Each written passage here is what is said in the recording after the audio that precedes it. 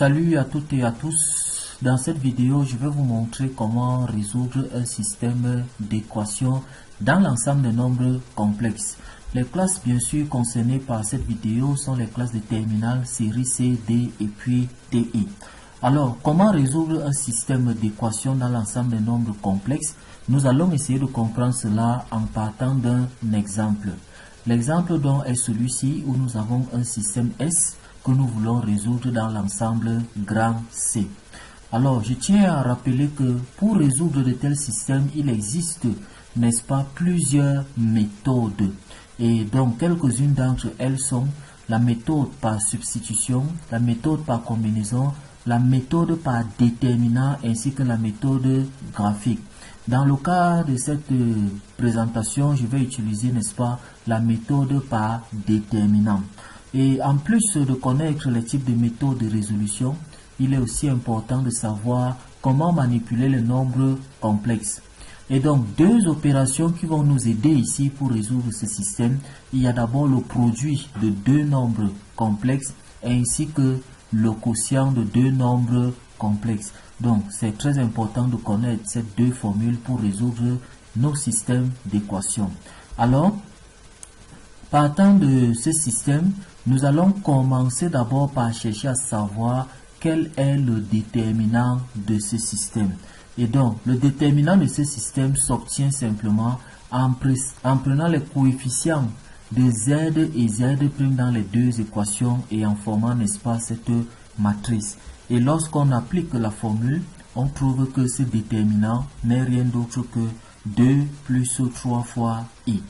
Là, c'est le déterminant du système qui a été obtenu en prenant les coefficients de Z et Z' dans les deux équations et étant alignés, n'est-ce pas, en ligne. À côté de cela, nous allons chercher le déterminant maintenant de l'inconnu Z.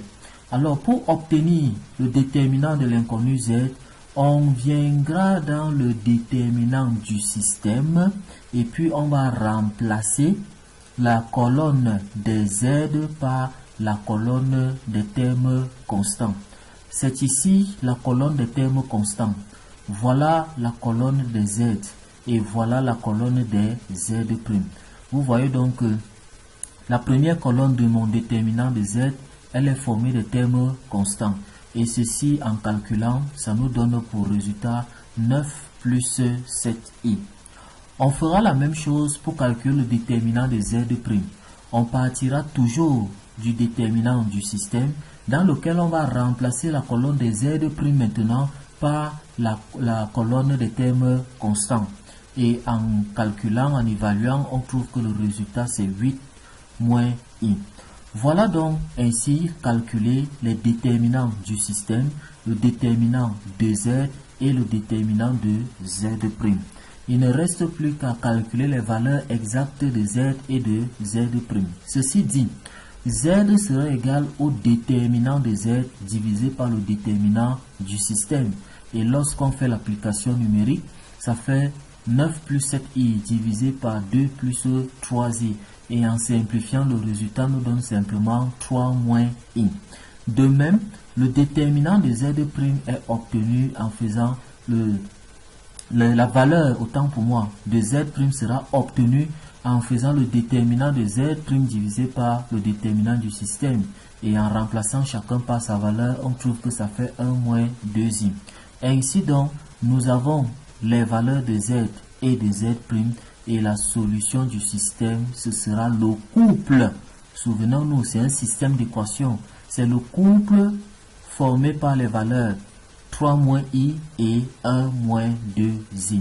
Voilà donc comment on peut procéder, n'est-ce pas, pour pouvoir résoudre un système d'équations. Alors, si vous voulez entrer, n'est-ce pas, en notre contact en présentiel pour mieux recevoir ces enseignements, nous vous proposons donc, n'est-ce pas, de nous rejoindre dans notre communauté Académie du Savoir, bien sûr située au lycée classique et moderne de Mokolo. Les contacts sont susmentionnés. Contactez-nous et nous allons vous dire comment procéder pour en faire partie. Merci et à très bientôt pour la suite.